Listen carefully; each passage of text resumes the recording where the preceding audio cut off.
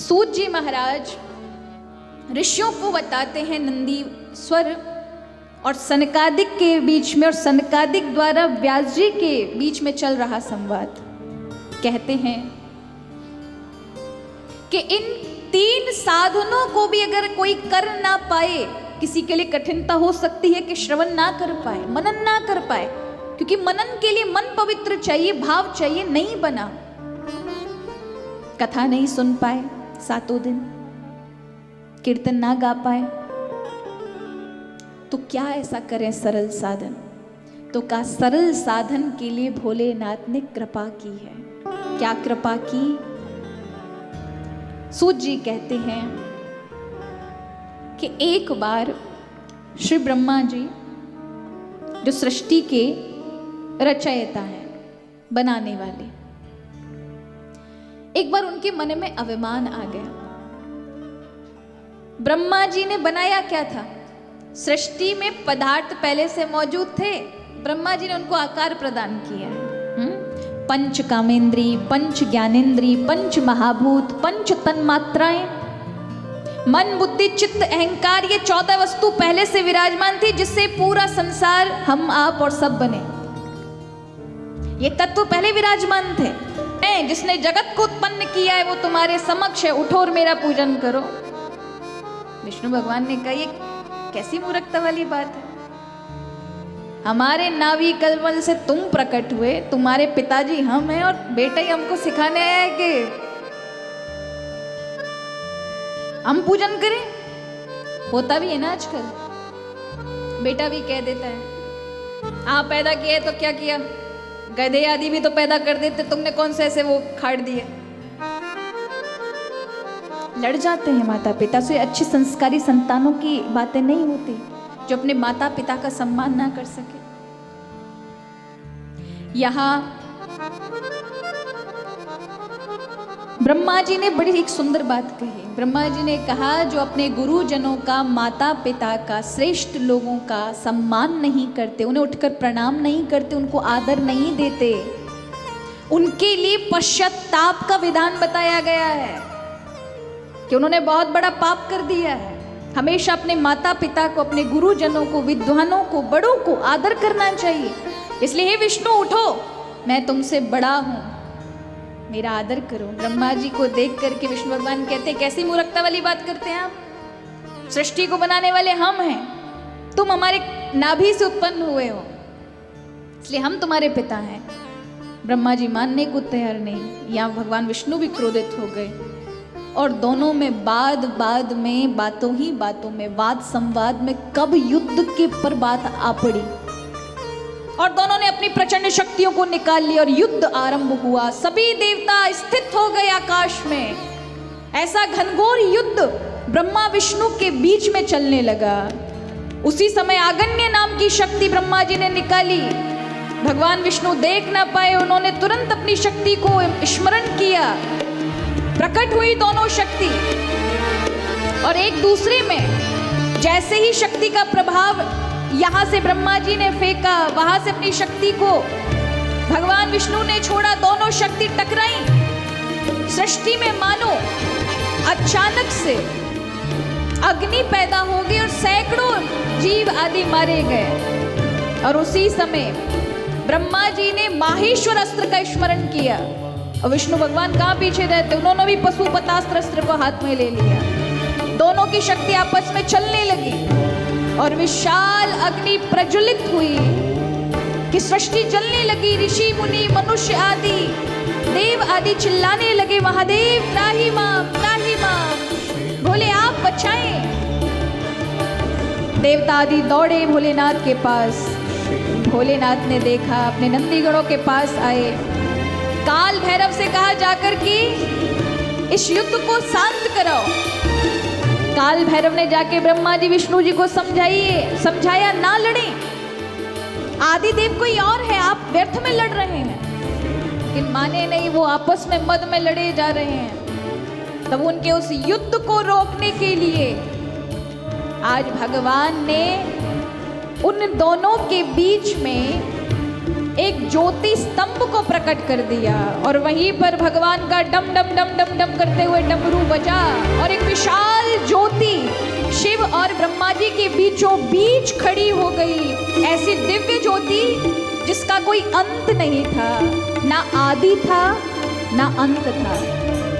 ऐसी विशाल तेज प्रज्वलित हुई ज्योति को देखकर दोनों घबरा जाते हैं। ये कौन है जो हमारे बीच में आकर के इस युद्ध पर खड़ा हो गया है? और जैसे ही डमरू की आवाज समाप्त हुई, विश्राम हुई, दोनों देवता मन में विचार करने लगे, ये तीसरा कौन हमारे बीच में खड़ा है? ज्योति माने जो आप दीपक की देखते हो, वो ज्योति स्वरूप हैं भगवान शिव। और जहां जहां ये ज्योति के बिंदु गिरे हैं, वहीं वहीं 12 ज्योतिर्लिंगों का प्रादुर्भाव हुआ है। शिव कौन है? ज्योति स्वरूप हैं। शिव जो ही निराकार रूप में प्रकट हुए, ज्योति रूप में प्रकट हुए, दोनों को बड़ा आश्चर्य हुआ। दोनों निर्णय किया कि इस ज्योति को देखना चाहिए, इसका आदि कहाँ है, इसका अंत कहाँ है। तो उसी समय भगवान विष्णु कहते हैं, अगर हमने खोजा तो क्या होगा? ब्रह्मा जी कहते हैं, निर्णय निकल आएगा कौन बड़ा है। जो पहले इसका आदि या अंत खोजकर पहले आएगा, वही सर्व पूज्य माना जाएगा, उसी की पूजा होगी। विष्णु भगवान ने कहा, कोई बात नहीं, मैं सूकर रूप में जब पृथ्वी को खोज सकता हूं तो ये ज्योति क्या है, इसको तो मैं अभी खोज कर आता हूं। और प्रभु ने सूकर रूप लिया और नीचे की ओर जाकर के ज्योति का अंत पाने के लिए उस यात्रा को आरंभ कर दिया।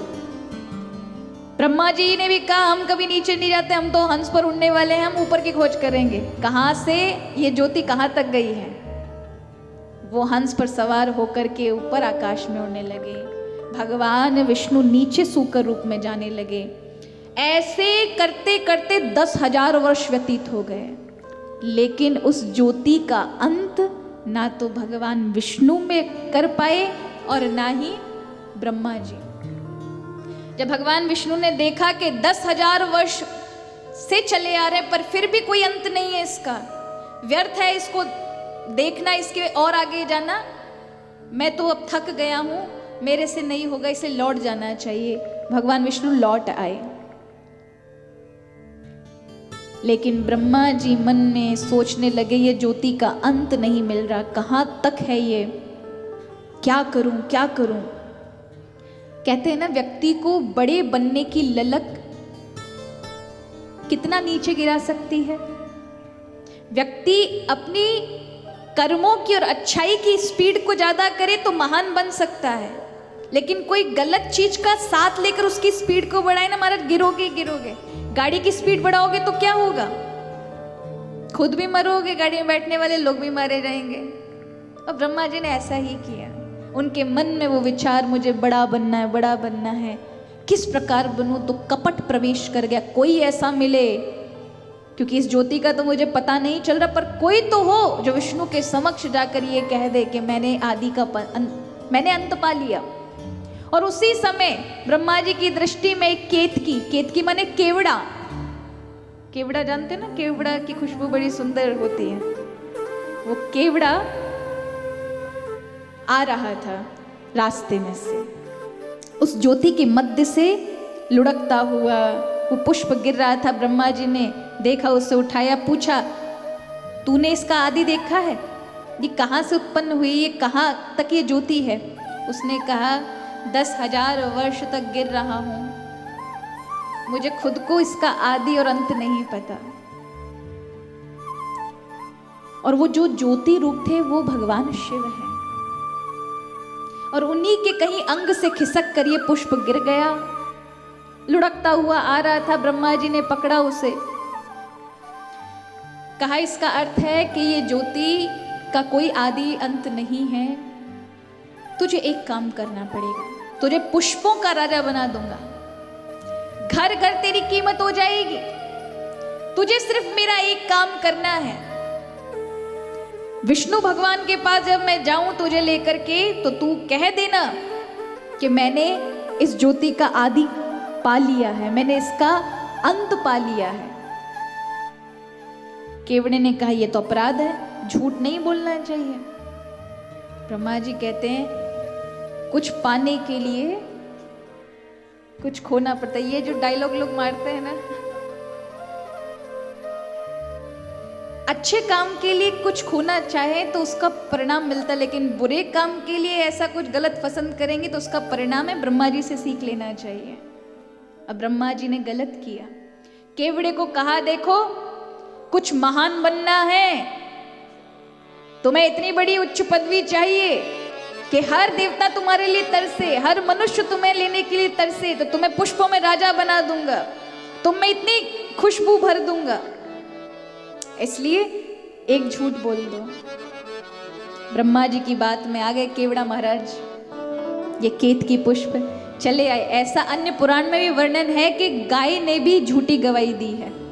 गौ माता भी उन ब्रह्मा जी की बात में आ गई, उन्होंने कहा मैं भी बोल दूंगी, इसलिए गौ माता ने झूठ कहा था और केतकी ने झूठ कह दिया कि हाँ विष्णु जी हमने अपनी आंखों से देखा है, ब्रह्मा जी ने अंत पा लिया है, हम अपनी आंखों से देख करके आए। और विष्णु भगवान उदास खड़े थे क्योंकि उन्हें आदि इसका मिला नहीं, प्रारंभ कहां से हुआ इस ज्योति का। तो ब्रह्मा जी समझ गए कि ये तो हारे हुए हैं।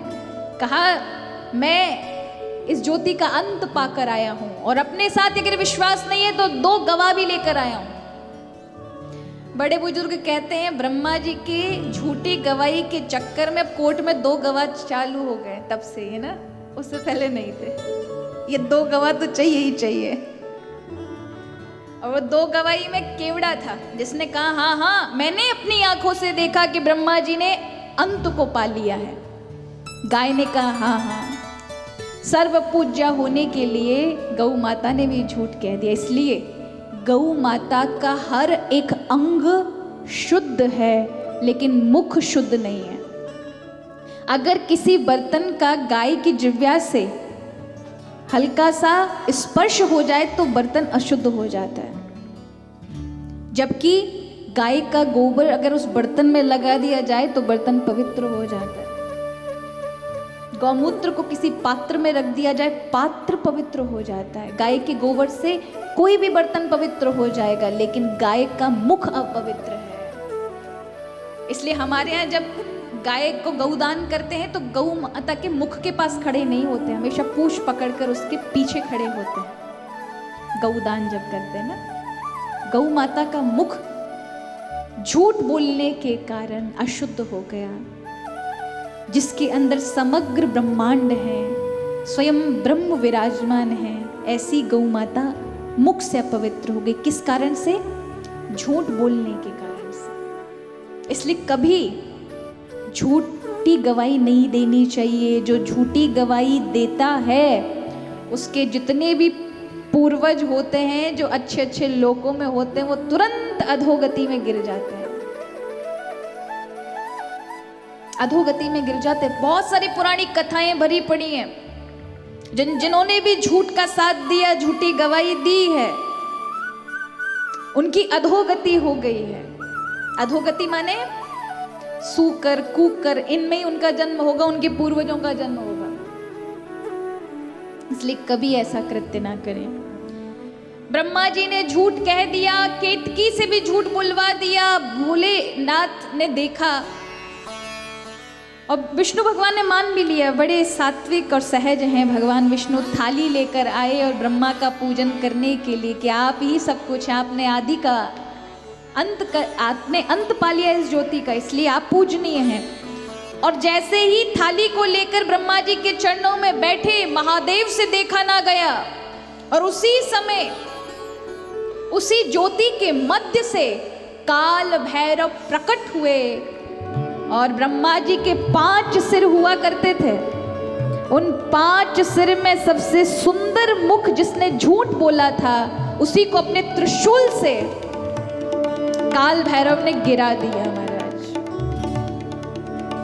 इसलिए कपाल भेद नाम से जो जगह है वहां शिव जी के द्वारा ब्रह्मा का 5वां सिर गिराया गया था। पहले ब्रह्मा जी को बड़ा अभिमान था, हम पंचानन हैं, शिव पंचानन है तो हम भी पंचानन हैं। भगवान ने कहा अच्छा बताते हैं, चतुरानन कर दिए। यहाँ ब्रह्मा जी की इन चीजों को देखकर, झूठ असत्य को देख करके भोलेनाथ क्रोधित हो गए और कहा कि तुम इतना गिर जाओगे, अपने आप को उच्च अवस्था में लाने के लिए, सर्व पूज्य सर्वमान्य बनने के लिए तुमने असत्य का साथ लिया। तुम देवत्व के योग्य ही नहीं हो। तुम्हें जो एक लालसा है सर्व जगह पूजने की, मैं तुम्हें श्राप देता हूं, किसी भी जगह तुम पूजे नहीं जाओगे। और तब से ब्रह्मा जी का इस विश्व भर में मंदिर नहीं है। कुछ जगहों पर संतों ने बनाया है। ऐसे कहा जाता है कि ब्रह्मा जी के मंदिर की स्थापना करने वाले के जीवन में उच्चाटन होता है या फिर उसकी मृत्यु हो जाती है। जिन्होंने भी प्रयास किया वो बचते नहीं हैं। तो ब्रह्मा जी का मंदिर एक पुष्कर में भी है, और एक हम राजस्थान में गए थे,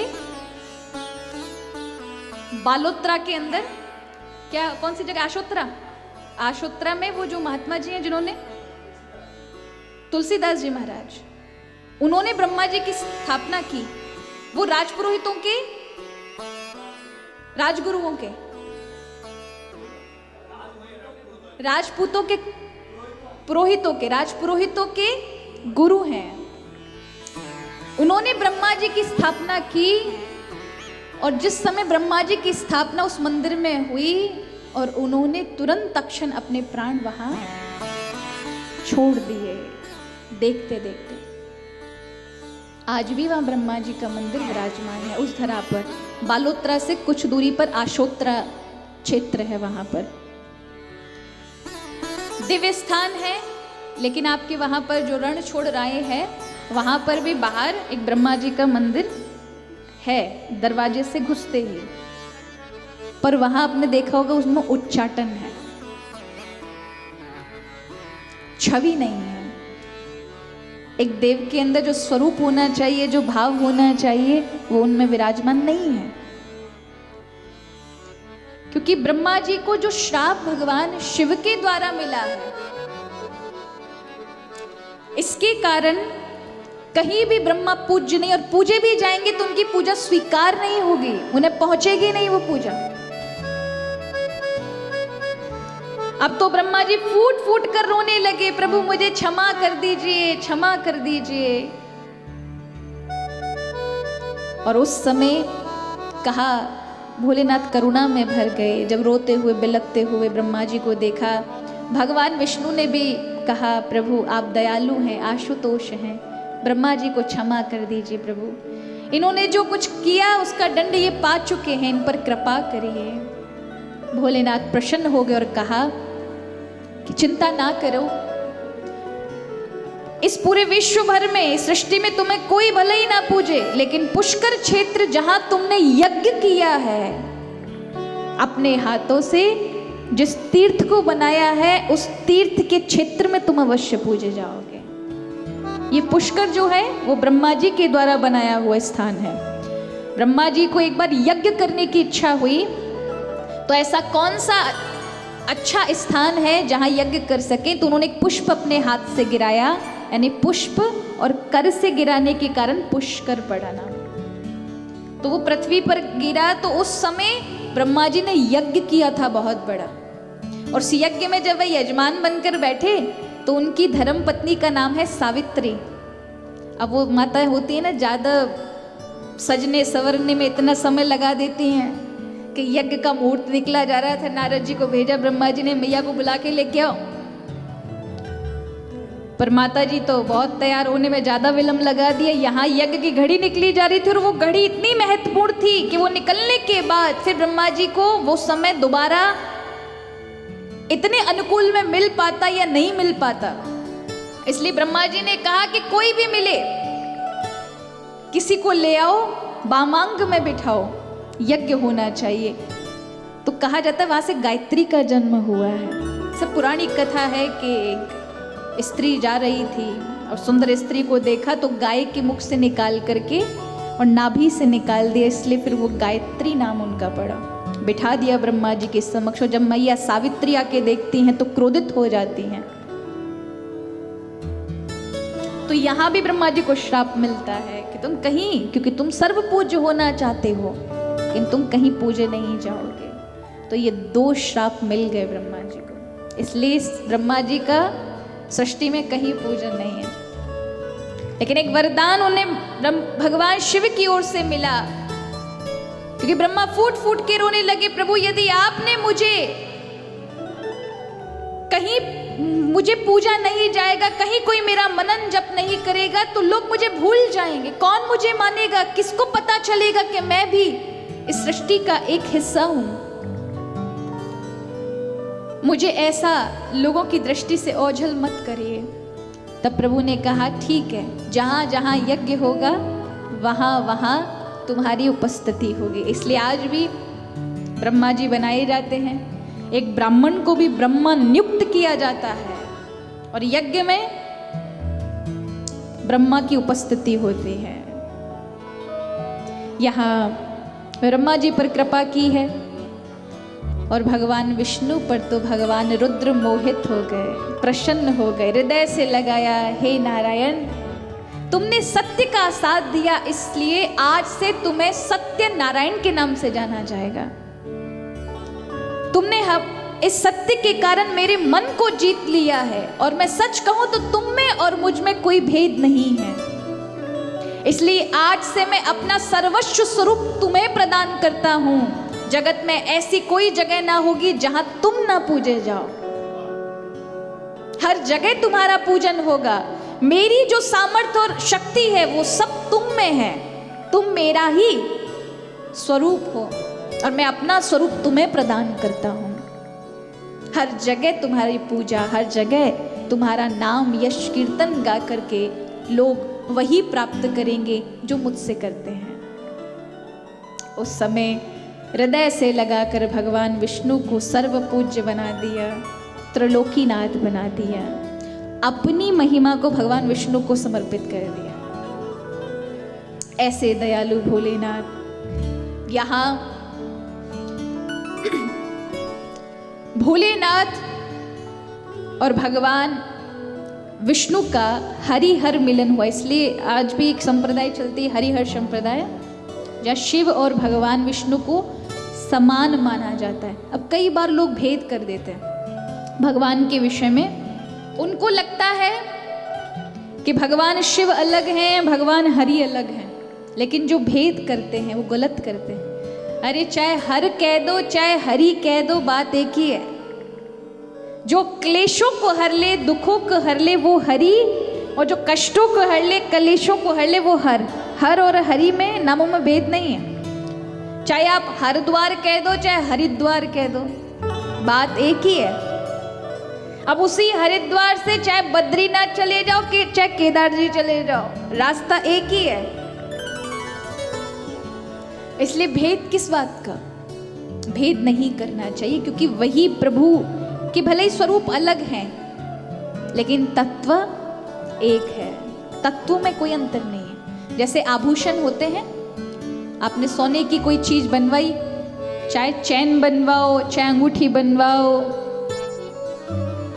अन्य कोई आभूषण बनवा लीजिए, तो उसमें स्वरूप भले ही अलग अलग होगा, चैन का अलग होगा, कंगन का अलग होगा, कुंडल का अलग होगा, लेकिन उसमें जो सोने का तत्व है वो समान होता है। अगर वो सब ठोक दिए जाएं, एक जगह आप इकट्ठा करके उसे पत्थर से उसकी डिजाइन मिटा दें तो क्या बच गया, स्वर्ण रह गया।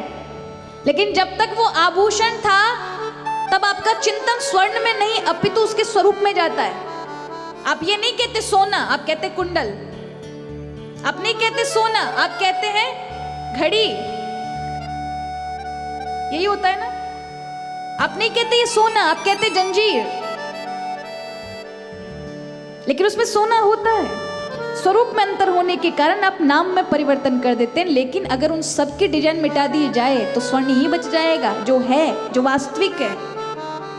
उसी प्रकार तत्व ब्रह्म एक ही है, वस्तुतः ब्रह्म एक है, लेकिन उसके स्वरूपों में भिन्नता आपको दिखाई पड़ती है कि वो अलग अलग स्वरूप धारण करके, कभी मैया, कभी गणेश जी, कभी शिव जी, कभी नारायण, कभी कृष्ण, कभी हनुमान जी, लेकिन तत्व में वो एक ब्रह्म है। इसलिए कभी कभी लोग बोलते हैं ना, आपका धर्म पॉलीथियस्टिक धर्म है, कितने सारे देवता, एक मंदिर में चले जाओ गणेश जी महाराज, फिर सामने भोलेनाथ पार्वती जी के साथ बैठे हैं, फिर और आगे जाओ तो हनुमान जी रामचंद्र जी के साथ नीचे, अब वहाँ भी प्रणाम करो, देवी जी अष्टभुजा के शस्त्र लेके बैठी हैं, यहाँ भी प्रणाम करो। जैसे तैसे निकल के आ रहे तो एक विशाल बालाजी खड़े हैं वहां पर। अब कोई सोचो वहां अंदर प्रणाम करके इनको क्या प्रणाम करे, तो कहते हैं डंका मार दूंगा भाई, प्रणाम कर। वो वाले अलग है, हम वाले अलग है। ऐसा नहीं है, लोगों को डर बना रहता है, इनको प्रणाम किया उनको नहीं किया। ब्रह्म सब एक है, स्वरूप भले ही अलग अलग है लेकिन ब्रह्म एक है, तो उन सब में एक ही तत्व विराजमान।